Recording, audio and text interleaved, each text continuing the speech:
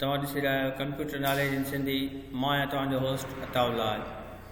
दोस्तो, जंहिं बि असांजे चैनल खे सब्सक्राइब न कयो आहे उहे चैनल खे सब्सक्राइब करे वठे। दोस्तो, कुझु दोस्तनि जे सलाह ते पाण माइक्रोसॉफ्ट वर्ड सां गॾु माइक्रोसॉफ्ट एक्सेल जो कमु सिखूं था। दोस्तो, अॼु पाण माइक्रोसॉफ्ट एक्सेल जी बेसिक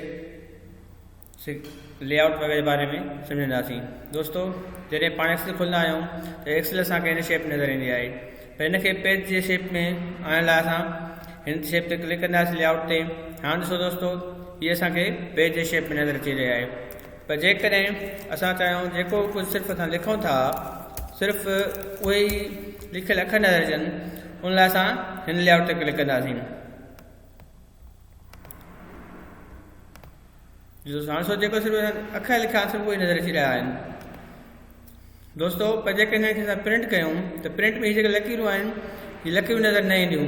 जेकॾहिं असां चाहियूं त हीअ हिते लकीरूं नज़र अचनि त उन लाइ असांखे हितां बॉर्डर ॾियणो पवंदो। असां हिते बॉर्डर ॾींदासीं ऐं बॉर्डर ॾियण खां पोइ हीअ जेके हाणे लकीरूं नज़र अची रहियूं आहिनि इहे ई प्रिंट बि थींदियूं।